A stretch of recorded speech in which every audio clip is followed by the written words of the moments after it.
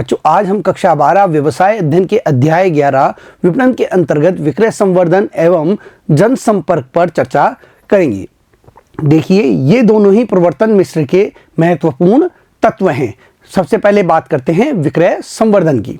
आइए देखिए, कम समय अवधि में क्रेताओं को वस्तुओं को क्रय करने के लिए प्रेरित करने के लिए जो कंपनियां हैं वे कई प्रकार के विक्रय संवर्धन के कार्य करती है। वे अपने उत्पादों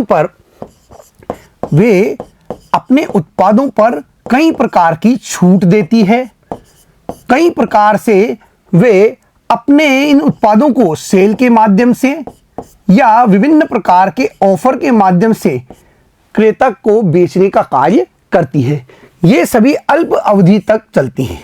देखिए, कुछ समय अवधि के लिए ही जो संगठन होते हैं वे अपने उत्पादों को निकालने के लिए इस प्रकार की छूट देते हैं, सेल करते हैं, ऑफर प्रदान करते हैं ताकि जो क्रेता है वह उन उत्पादों को खरीदने का कार्य करे। अभी कोविड काल के दौरान कई जो कंपनियां थी उनके पास तैयार माल का स्टॉक बहुतायत में हो गया और कोविड के अंदर वे अपने माल को नहीं बेच पाए। तो ऐसी स्थिति में जैसे ही लॉकडाउन खुला वैसे ही उन्होंने छूट देकर, सेल करके और कई प्रकार के अन्य ऑफर, जैसे एक के साथ एक फ्री, इतने रुपए की सामग्री खरीदने पर इतने रुपए की सामग्री फ्री मिलेगी, इस प्रकार के ऑफर देकर क्रेताओं को उनके उत्पादों को खरीदने के लिए प्रेरित किया। और यही होता है विक्रय संवर्धन। देखिए, विक्रय संवर्धन जो होता है वह विज्ञापन, व्यक्तिगत विक्रय, इनके साथ सहभागिता निभाता है। विज्ञापन के माध्यम से वस्तुओं का प्रचार होता है, लेकिन विक्रय संवर्धन तेजी से बहुत जल्दी क्रेताओं को वस्तुओं को क्रय करने के लिए प्रेरित करने का कार्य करता है। विक्रय संवर्धन से तात्पर्य लघु अवधि प्रेरणाओं से है। ये लघु अवधि की प्रेरणाएं होती है जो कि ग्राहकों को उत्पाद खरीदने के लिए प्रेरित करती है, जो क्रेताओं को वस्तु अथवा सेवाओं के तुरंत क्रय करने के लिए होती है कि जो क्रेता है वह वस्तुओं और सेवाओं को बहुत जल्दी क्रय कर ले। इसके लिए ये प्रेरणा की तरह कार्य करती हैं। विक्रय संवर्धन में विज्ञापन, व्यक्तिगत विक्रय एवं प्रचार को छोड़कर कंपनी द्वारा अपनी बिक्री बढ़ाने की अन्य सभी प्रवर्तन तकनीक सम्मिलित होती है। देखिए, जो विक्रय संवर्धन होता है इसमें न तो विज्ञापन शामिल होता है, न ही व्यक्तिगत विक्रय शामिल होता है, न ही प्रचार शामिल होता है। इन तीनों को छोड़कर जो उत्पादक है वह जिस चीज को अपनाता है जिससे कि उसके उत्पादों की बिक्री बढ़े, वह विक्रय संवर्धन के अंतर्गत आता है। इसमें छूट शामिल है, सेल, ऑफर, इस प्रकार की कई चीजें इसमें शामिल होती है। कई प्रकार की प्रतियोगिताएं होती है, कई प्रकार के स्क्रैच कूपन सामने आते हैं जिनको खरीदने पर नए नए ऑफर प्राप्त होते हैं उपभोक्ताओं को। विक्रय संवर्धन क्रियाओं में नकद छूट, बिक्री प्रतियोगिताएं, मुफ्त तोहफे एवं मुफ्त नमूनों का वितरण सम्मिलित है। देखिए, क्या क्या सम्मिलित होता है? नकद छूट दे देना। जैसे आप किसी वस्तु को खरीदेंगे तो उस पर 1000 रुपए की छूट आपको दे दी गई, एक खरीदने पर आपको एक वस्तु फ्री दे दी गई। कई प्रकार की बिक्री प्रतियोगिताएं होती है। 10,000 का माल आपने खरीदा और उस पर आपको 500 रुपए का वाउचर प्राप्त हो गया। इस प्रकार के ऑफर आपको दिए जाते हैं। साथ ही मुफ्त नमूनों का वितरण भी किया जाता है। आपने देखा होगा कई उत्पादों के साथ मुफ्त में नमूने भी दिए जाते हैं। आपने ऑयल की बोतल खरीदी, उसके साथ में शैम्पू का एक मुफ्त नमूना आपको दे दिया जाता है। आपको 50% फ्री किसी उत्पाद पर प्राप्त होता है। यह भी क्या है? यह भी विक्रय संवर्धन का ही एक तरीका है।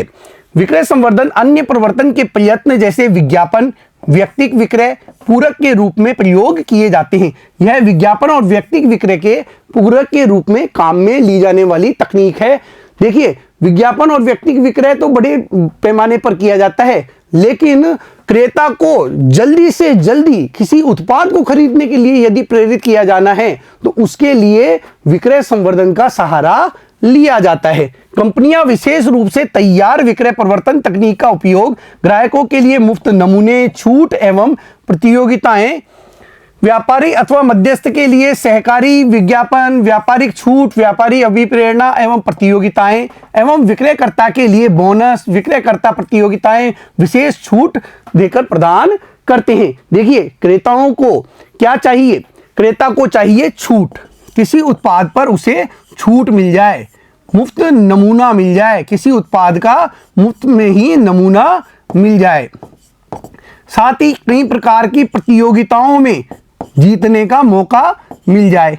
इनके माध्यम से जो क्रेता होते हैं वे उत्पादों को जल्दी से खरीदने के लिए प्रेरित हो जाते हैं। विभिन्न प्रकार के स्क्रैच कार्ड आते हैं जिनको खरीद कर वो ऑफर का फायदा उठा लेते हैं। तो ये जो उपभोक्ता होते हैं, क्रेता होते हैं, उनको समय समय पर कंपनियों के द्वारा इस प्रकार के ऑफर दिए जाते हैं अपनी वस्तुओं को खरीदने के लिए, प्रेरित करने के लिए। इसी प्रकार व्यापारी को सहकारी विज्ञापन के माध्यम से, देखिए सहकारी विज्ञापन क्या होता है, आपने न्यूज़पेपर में विज्ञापन देखा होगा, उसके अंदर मारुति कंपनी अपना विज्ञापन कर रही है, लेकिन विज्ञापन के नीचे जितने भी उनके विक्रेता होते हैं उनका विज्ञापन, उनका नाम भी आता है।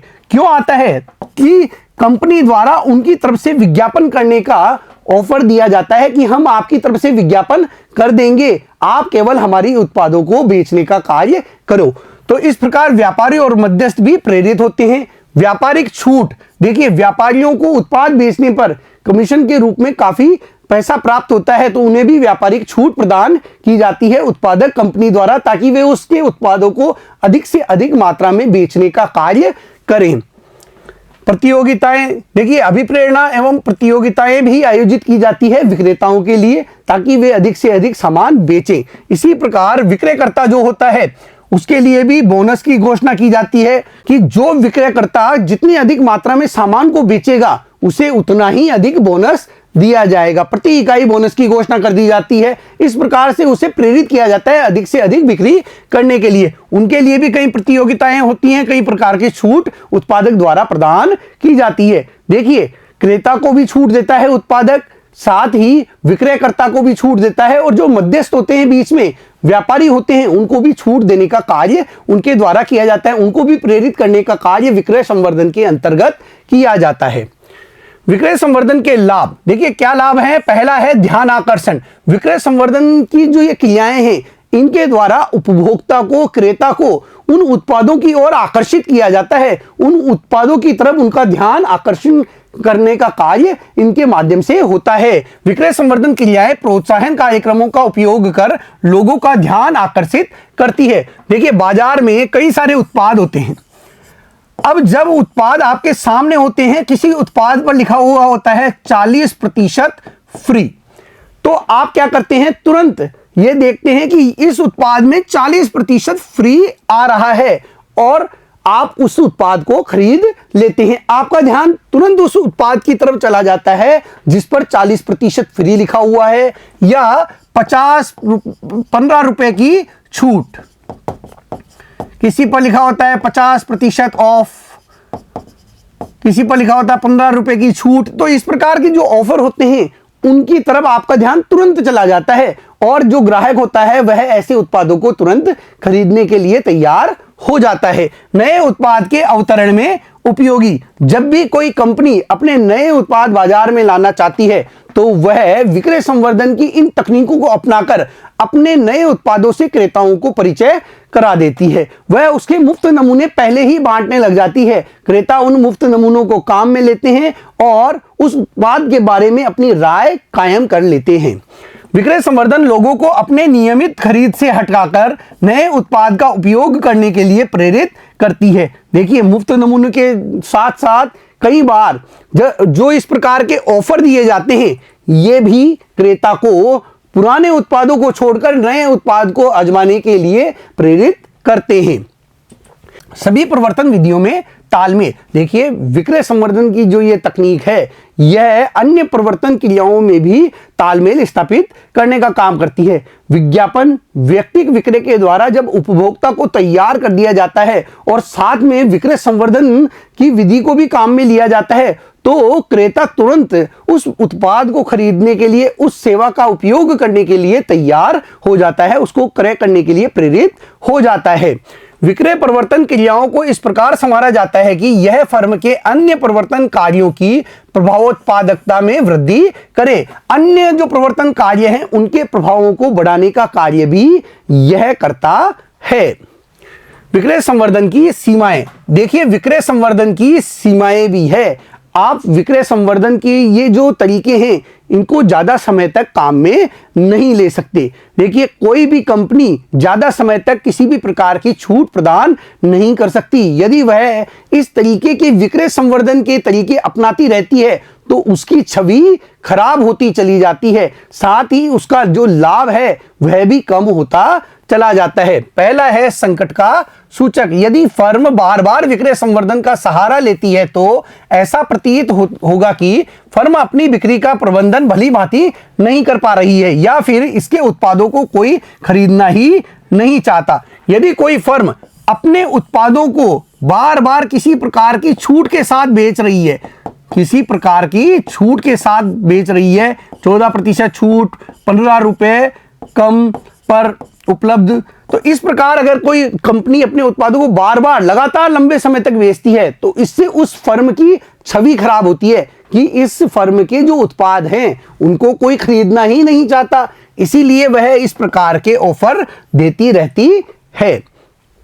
उत्पाद की छवि को बिगाड़ना। विक्रय संवर्धन तकनीकों का प्रयोग उत्पाद की छवि को प्रभावित करता है। क्रेताओं को ऐसा लगने लगता है कि शायद उत्पाद अच्छी गुणवत्ता वाला नहीं है अथवा इसका मूल्य उचित नहीं है। देखिए बार बार ऐसे ऑफर देकर ग्राहक को तैयार करना खरीदने के लिए, जैसे 1+1, एक के साथ एक फ्री का ऑफर दे दिया गया, या फिर 50+40% की छूट, इस प्रकार के जो ऑफर बार बार दिए जाते हैं एक कंपनी के द्वारा, तो ग्राहकों को यह लगने लगता है कि या तो उत्पाद की जो गुणवत्ता है, उत्पाद की जो क्वालिटी है वह खराब है, इसलिए उत्पादक द्वारा इस प्रकार की छूट प्रदान की जा रही है, या कहीं ना कहीं इसके उत्पादों में कोई ना कोई कमी है, डिफॉल्टी उत्पाद वह बेचने का कार्य कर रही है। इससे जो ग्राहक है वह उन्हें नहीं खरीदना चाहता, और इससे यह भी पता लगता है कि या तो इन्होंने पहले ही इतना अधिक मूल्य तय कर दिया है, जैसे 1000 रुपए वाला कोई शर्ट है उसके साथ एक के साथ एक फ्री दिया जा रहा है, तो ग्राहक को यह लगता है कि इसका मूल्य पहले ही बढ़ा दिया है बहुत, ताकि इसके साथ एक शर्ट मुफ्त में दिया जा सके। तो इस तरीके की जो ऑफर होती हैं वे उत्पाद की छवि को बिगाड़ने का काम भी करते हैं, संगठन की ख्याति को भी नुकसान पहुंचता है। विक्रय संवर्धन की सामान्य रूप से प्रयोग में आने वाली क्रियाएं, देखिए विक्रय संवर्धन में कौन कौन सी क्रियाएं काम में आती है इन पर बात कर लेते हैं। पहला है छूट। यह फालतू उत्पादों को वह अतिरिक्त माल को निकालने के लिए विशेष मूल्य पर बेचना है।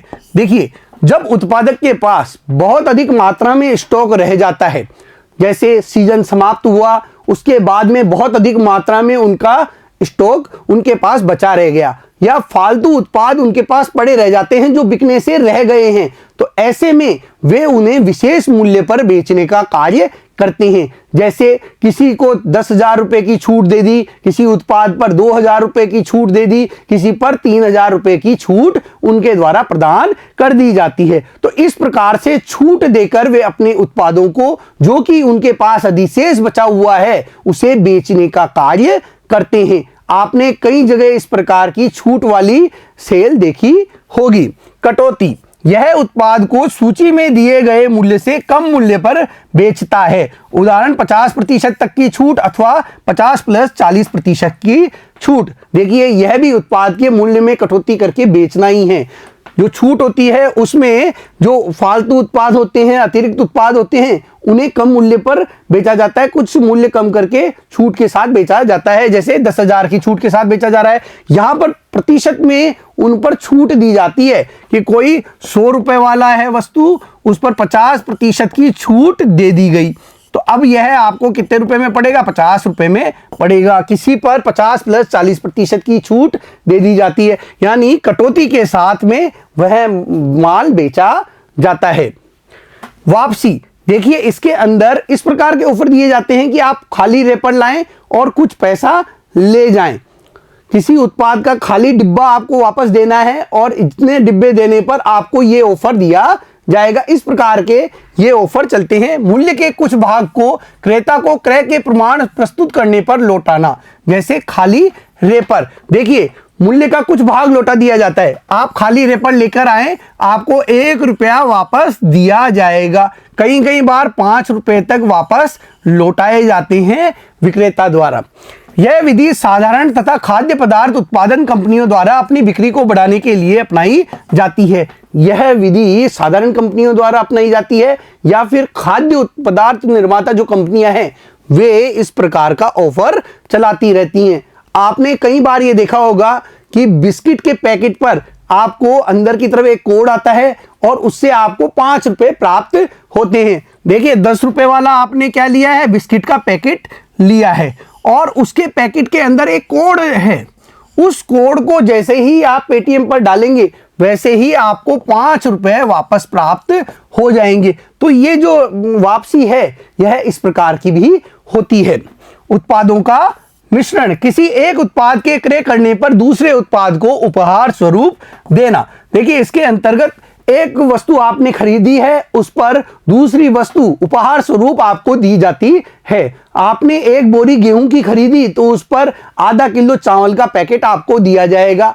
या आपने 500 रुपए की कोई सामग्री खरीदी है, 500 रुपए की कोई सामग्री खरीदी है तो उस पे 100 रुपए की कोई अन्य सामग्री आपको दी जाएगी, कोई दूसरा उत्पाद उसके साथ आपको दिया जाएगा। तो इस प्रकार उत्पादों का मिश्रण भी कई फर्मों के द्वारा किया जाता है। जैसे आधा किलोग्राम चावल के पैकेट का एक बोरी आटा के क्रय करने पर देना।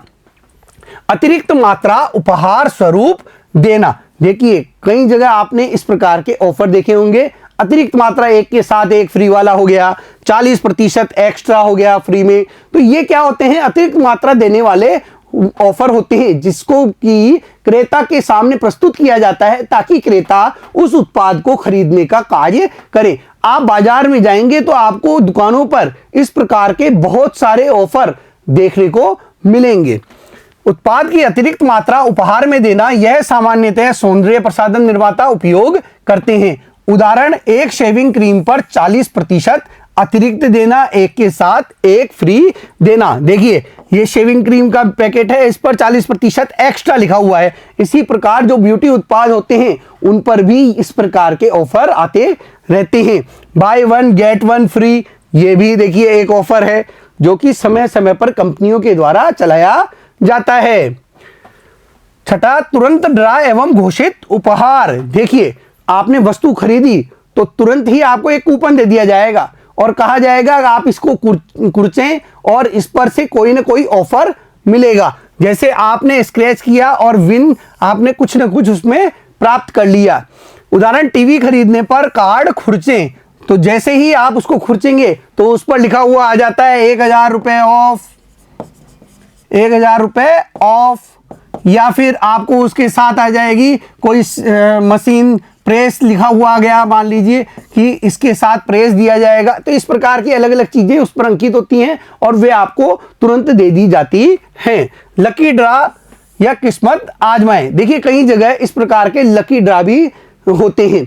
जैसे अभी बीच में एक कंपनी द्वारा अपनी साबुन में सोने का एक पेंडेंट देने की घोषणा की गई थी कि भाई आप हमारे उत्पाद खरीदिए, हमने हमारी साबुन में एक पेंडेंट छिपाया है और वह लकी ग्राहक को प्राप्त होगा। तो लोगों ने उस उत्पाद को बहुत अधिक मात्रा में खरीदा। वह सोने का पेंडेंट था तो अधिक से अधिक लोगों ने उस कंपनी के उत्पाद को खरीदा और कई लोगों को वह पेंडेंट भी प्राप्त हुआ साबुन के अंदर से। तो इस प्रकार के ऑफर दिए जाते हैं ताकि ग्राहक उस उत्पाद को खरीदे।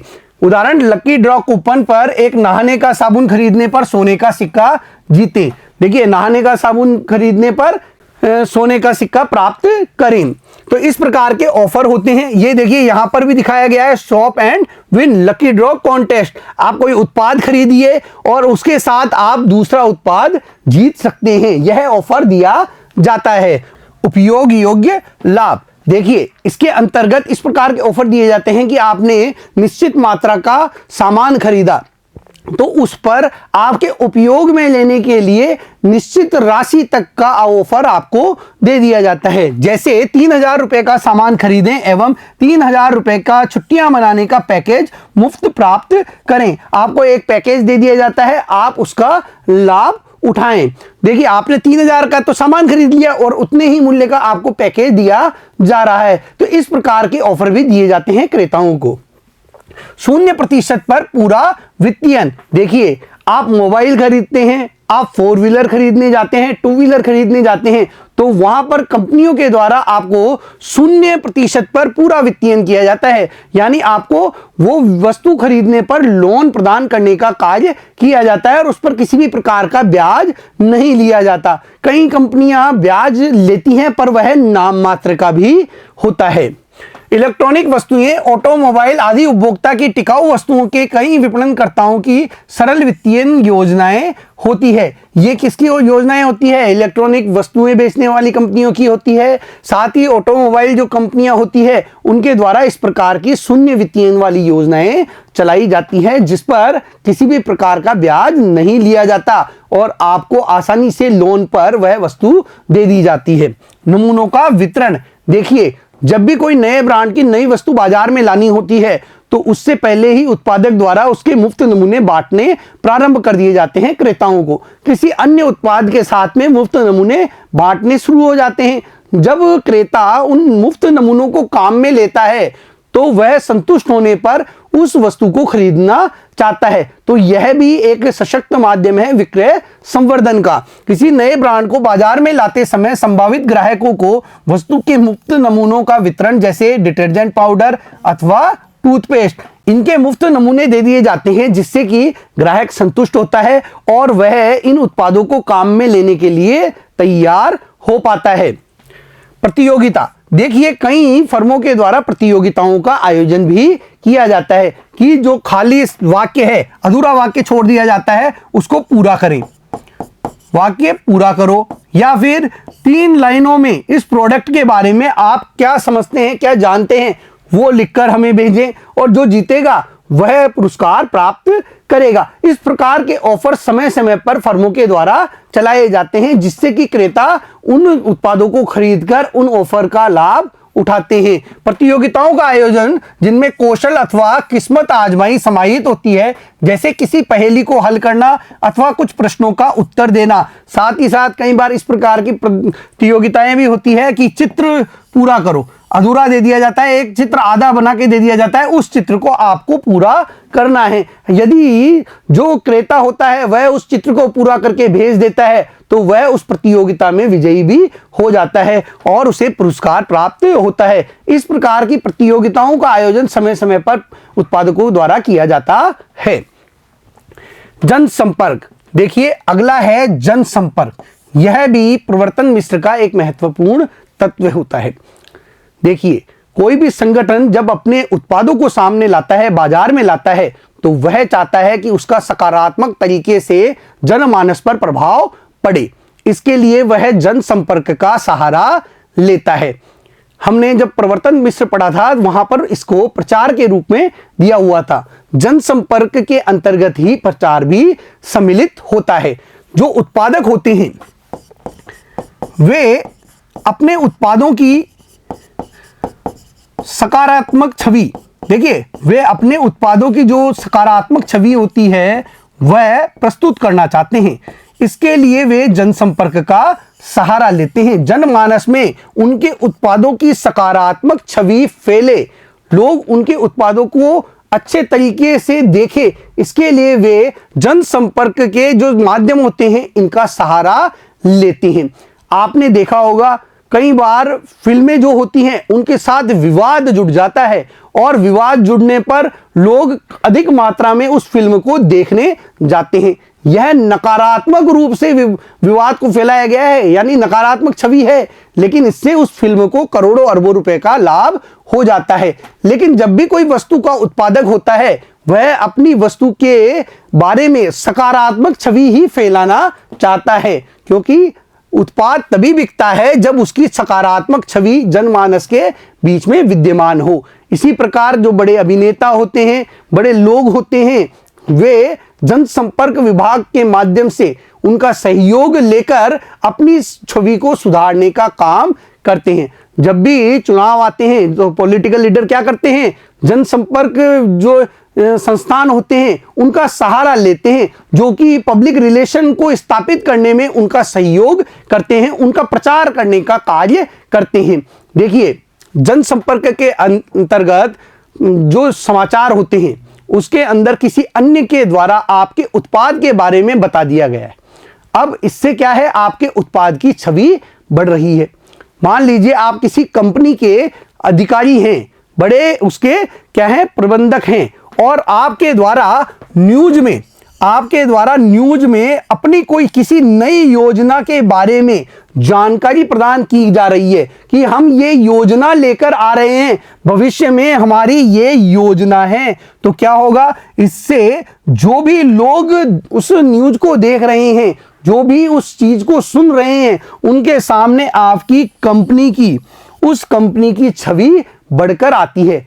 आपने जब जियो लॉन्च हुआ था तब देखा होगा, जो अंबानी साहब थे उन्होंने अपनी कंपनी के इस प्रोडक्ट के बारे में सामने आकर प्रेस कॉन्फ्रेंस की और उसकी घोषणा की। इससे क्या हुआ, लोगों में यह विश्वास जगा कि इतनी बड़ी कंपनी का प्रबंधक जब खुद आकर इसकी घोषणा कर रहा है तो इसका मतलब है यह उत्पाद अच्छा होगा, और लोगों ने उस कंपनी के साथ बहुत अधिक व्यवहार किया, उसमें उस कंपनी की सकारात्मक छवि फैली। इसी प्रकार जब भी कोई नया उत्पाद लाया जाता है तो कंपनी का जो मुख्य अधिकारी होता है वह प्रेस कॉन्फ्रेंस करता है या पब्लिक के सामने आकर अपने उस उत्पाद के बारे में जानकारी प्रदान करने का कार्य करता है। इससे जनमानस में उस उत्पाद के बारे में सकारात्मक छवि पैदा होती है।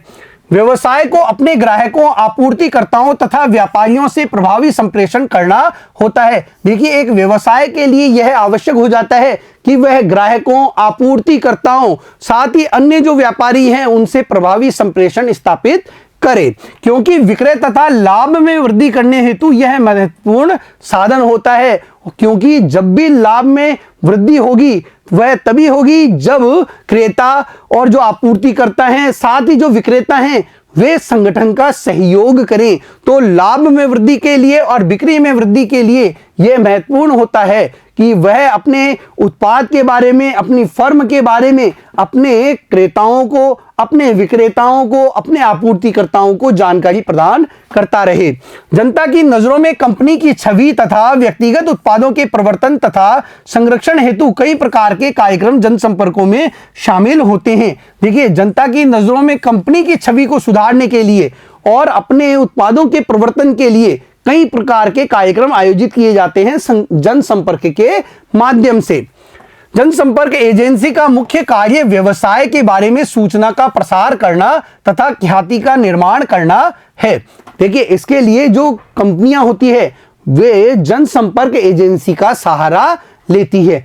जो बड़े बड़े फिल्म स्टार होते हैं, फिल्म निर्माता होते हैं, वे भी जनसंपर्क एजेंसी का सहारा लेकर ही अपनी छवि को सकारात्मक बनाने का कार्य करते हैं। तो ये क्या करते हैं, ये उत्पाद के बारे में, व्यवसाय के बारे में सूचना का प्रसार करने का काम करते हैं और ख्याति बनाने का काम करते हैं। ये जो एजेंसियां होती है ये उत्पादों की जानकारी क्रेताओं तक पहुंचाती है और सकारात्मक रूप से उसका प्रचार करने का कार्य करती है। सामान्य जनता की अभिवृत्ति को मॉनिटर करने तथा सकारात्मक प्रचार करने हेतु मूर्त कदम उठाए जाने होते हैं, और ये सकारात्मक प्रचार करने के लिए कई कदम उठाने का कार्य भी करती हैं।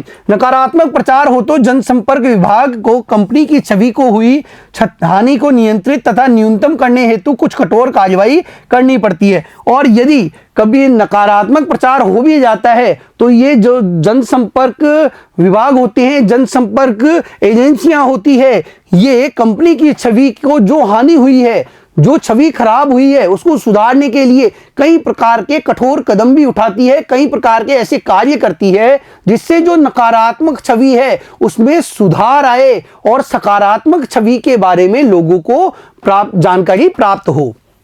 वे कुछ नियत कार्यक्रम अपनाने हेतु उच्च स्तरीय प्रबंध को परामर्श भी देते हैं, जिससे उनकी सार्वजनिक छवि में सुधार होता है। यह सुनिश्चित होता है कि नकारात्मक प्रचार न हो। देखिए, ये जो जनसंपर्क एजेंसी होती है, यह प्रबंधक को यह बताती है कि आप इस प्रकार का कार्य करें ताकि जो ये नकारात्मक आपकी छवि बनी है यह हट सके, आपके बारे में सकारात्मक बातें सामने आ सके। जनसंपर्क की भूमिका या कार्य, देखिए इसके अंतर्गत पहला आता है प्रचार।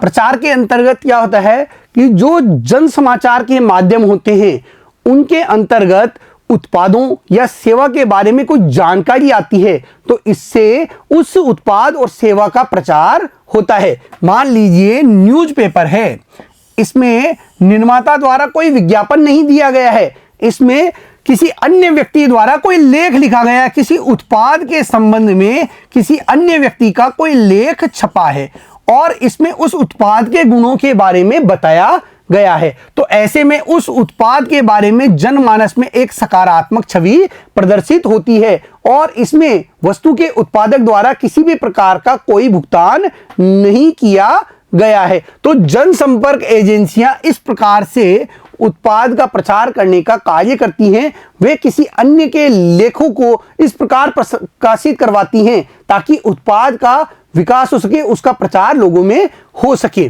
प्रचार इस रूप में विज्ञापन के समान है कि यह भी गैर व्यक्तिक संप्रेषण है और यह भी क्या होता है, गैर व्यक्तिक संप्रेषण होता है। किसी एक व्यक्ति को देखकर यह नहीं किया जाता, यह सभी के लिए किया जाता है, गैर व्यक्तिक रूप से यह किया जाता है। किसी उत्पाद अथवा सेवा के संबंध में जन समाचार माध्यमों में पक्ष में समाचार आता है तो इसे प्रचार कहते हैं। जन समाचार माध्यमों में पक्ष में समाचार आने को ही प्रचार कहा जाता है। प्रचार एक बिना भुगतान का संप्रेषण है, इसमें विपणन इकाई का प्रत्यक्ष रूप से कोई खर्च नहीं होता। देखिए, इसके लिए किसी भी प्रकार का भुगतान नहीं करना पड़ता है विपणन इकाई को। इसके संचार का कोई निर्दिष्ट सौजन्यकर्ता नहीं होता क्योंकि इसमें संदेश एक समाचार के रूप में जाता है। देखिए, कोई भी एक सौजन्यकर्ता नहीं होता कि उसके सौजन्य से ये समाचार छपा है, यह खबर आई है, यह अपने आप आती है, यह एक समाचार के रूप में आती है। किसी उत्पाद के बारे में किसी अन्य की राय जब छपती है तो वह प्रचार का ही एक तरीका होता है। प्रचार में क्योंकि सूचना एक स्वतंत्र स्रोत के माध्यम से दी जाती है, जैसे कि प्रेस द्वारा समाचार, कहानी अथवा झलकी के रूप में, संदेश विज्ञापन में दिए गए संदेश की तुलना में अधिक विश्वसनीय माना जाता है। देखिए, चूंकि एक स्वतंत्र स्रोत के माध्यम से वह सूचना सामने आई है तो ऐसे में जो ये सूचना है यह विश्वसनीय मानी जाती है। कोई सर्वे रिपोर्ट छपी है अखबार में एक सर्वे रिपोर्ट छपी कि सबसे अच्छे उत्पादों में कौन से उत्पाद हैं, 5 उत्पाद, उसमें पहला उत्पाद आपकी फर्म का है। अब यह आपकी फर्म के उत्पाद के बारे में सकारात्मक छवि पैदा करने का कार्य करता है। इसके लिए आपने किसी भी प्रकार का धन नहीं दिया है, लेकिन इससे आपका क्या हो गया, प्रचार हो गया कि सबसे बढ़िया उत्पाद किस फर्म का है, इस फर्म का है।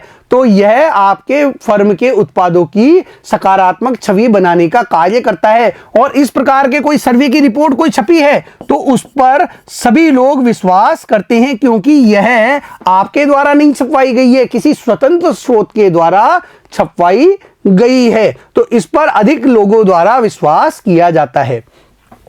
प्रेस संपर्क, जनसंपर्क विभाग कंपनी के बारे में सही तथ्य तथा सही तस्वीर प्रस्तुत करने हेतु जनसंचार माध्यमों के संपर्क में रहता है, अन्यथा यदि समाचार अन्य स्रोतों से लिए जाएं तो वे विकृत हो जाते हैं। देखिए, जब समाचार में कोई समाचार छपना होता है, कोई खबर छपनी होती है आपके उत्पाद के संबंध में और वह खबर किसी अन्य माध्यम से उस समाचार पत्र तक पहुंचती है, उस पत्र पत्रिका प्रकाशन करने वाले व्यक्तियों तक पहुंचती है तो वह विकृत हो सकती है।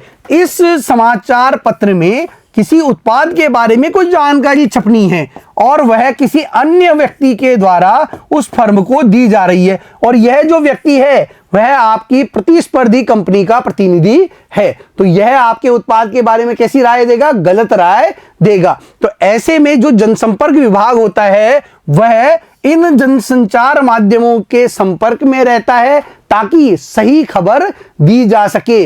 वह क्या करेगा? वह अपने उत्पादों के बारे में इसे सही खबर, सही जानकारी देने का कार्य करेगा, प्रतिस्पर्धी फर्म के प्रतिनिधि के बजाय। वह तो आपको गलत जानकारी देगा, लेकिन जो आपका प्रतिनिधि है, जो आपका जनसंपर्क विभाग है, वह सही जानकारी देगा। उत्पाद प्रचार। नए उत्पादों के प्रचार हेतु विशेष प्रयास आवश्यक होते हैं तथा कंपनी को ऐसे कार्यक्रम प्रायोजित करने होते हैं। देखिए, नए उत्पादों के प्रचार के लिए भी कंपनियां कई प्रकार के कार्यक्रम आयोजित करती रहती हैं। जनसंपर्क विभाग ऐसी घटनाओं के प्रायोजनों का प्रबंध करता है, और जो जनसंपर्क विभाग होता है वह ऐसी घटनाओं का प्रायोजन करने का कार्य करता है, जैसे समाचार सम्मेलनों का आयोजन, संगोष्ठियों तथा प्रदर्शनियों का आयोजन। देखिए, कई बार प्रेस कॉन्फ्रेंस आयोजित की जाती है, संगोष्ठियां आयोजित की जाती है, प्रदर्शनियां आयोजित की जाती है, जिसमें उत्पादों को प्रदर्शित किया जाता है। खेलकूद तथा सांस्कृतिक घटनाओं के आयोजन द्वारा कंपनी अपने नए उत्पादों के प्रति ध्यान आकर्षित कर सकती है। आपने देखा होगा कई बार स्पॉन्सरशिप की जाती है, कई बड़ी बड़ी कंपनियों के द्वारा किसी स्पर्धा का स्पॉन्सरशिप प्राप्त कर लिया जाता है और वह वहां पर अपने उत्पादों के बारे में जानकारी देती है, सिर्फ अपने फर्म की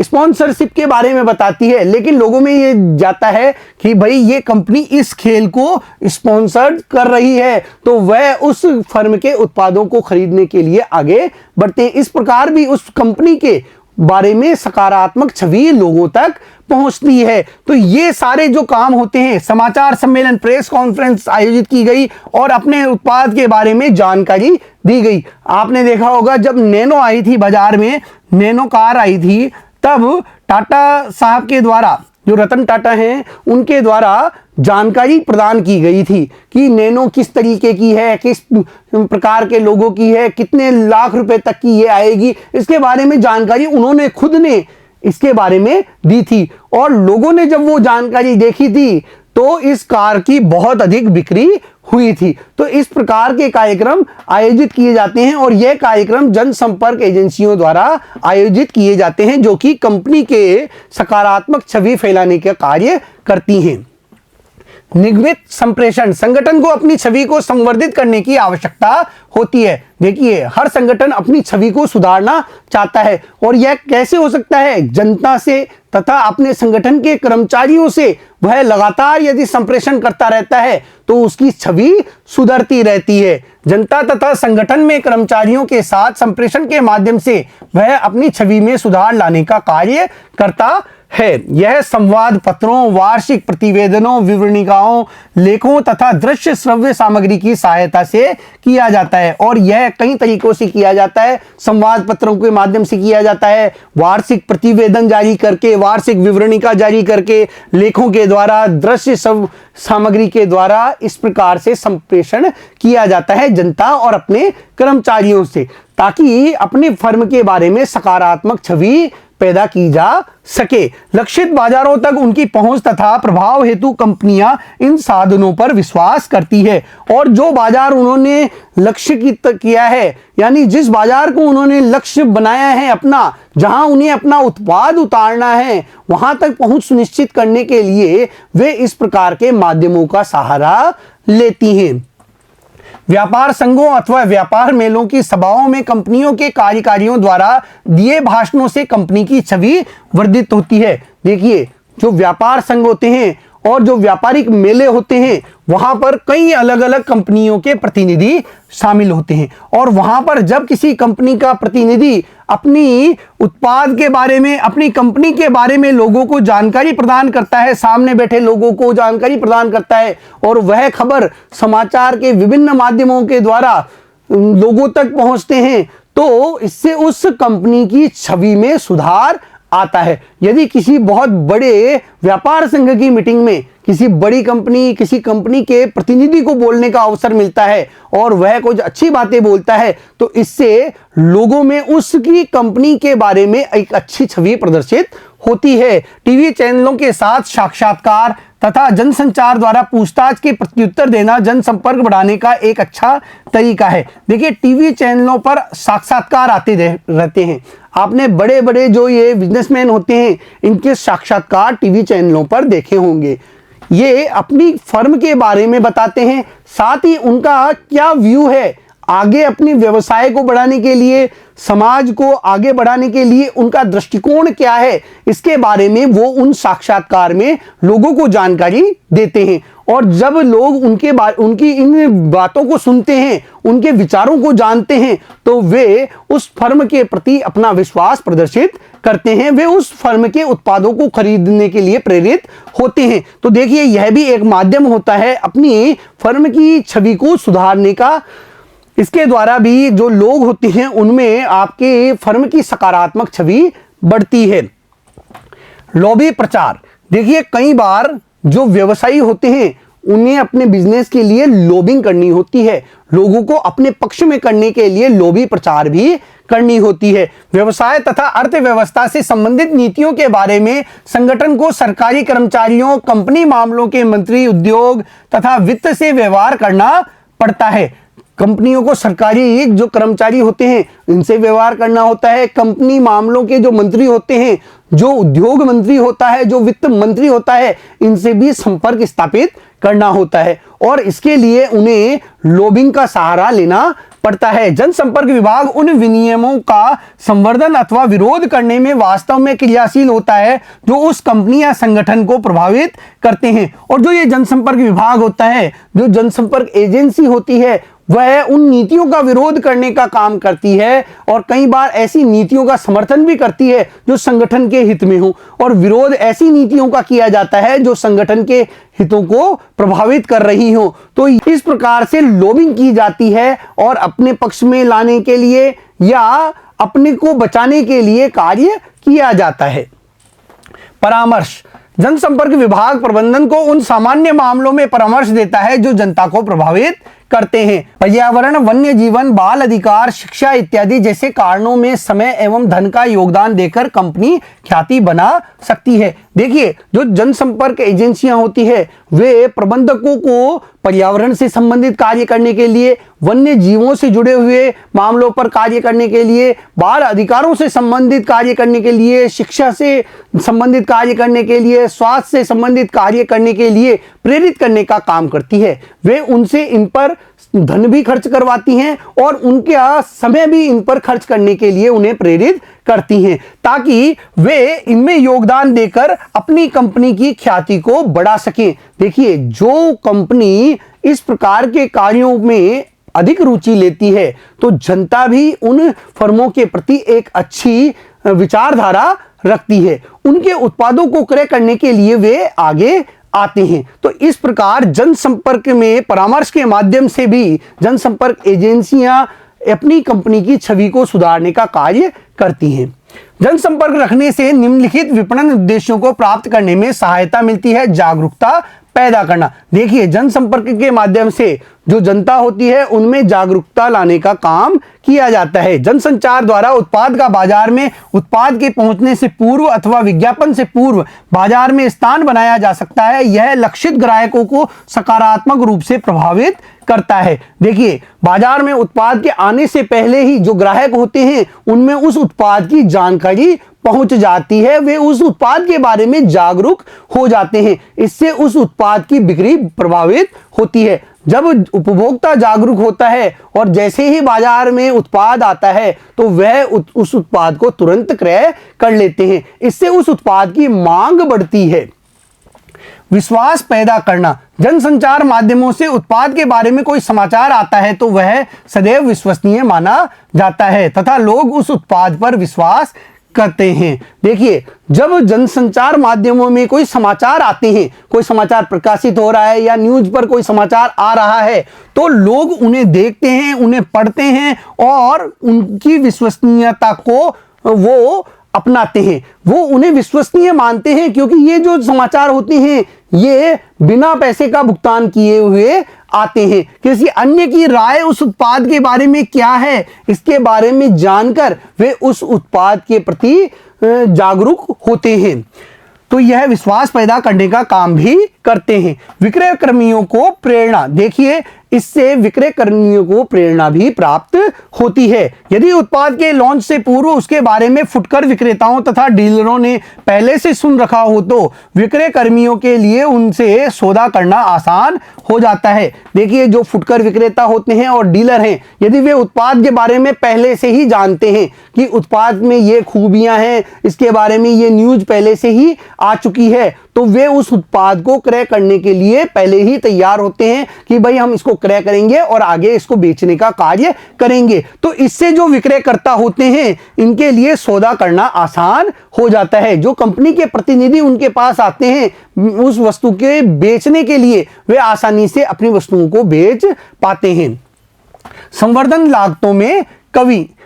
अच्छे जनसंपर्क बनाए रखने की लागत विज्ञापन तथा प्रत्यक्ष डाक से काफी कम होती है। देखिए, अच्छा जनसंपर्क यदि स्थापित हो जाता है तो इससे लागतों में कमी आती है और इससे जो विज्ञापन व अन्य माध्यमों से जो खर्च होता है उसमें से बहुत ही कम खर्च पर आसानी से जनसंपर्क स्थापित कर लिया जाता है, जिससे कि लोगों में उत्पादों के बारे में, फर्म के बारे में सकारात्मक छवि प्रदर्शित की जा सकती है। तो यह संवर्धन की लागतों में कमी करने का काम भी करता है।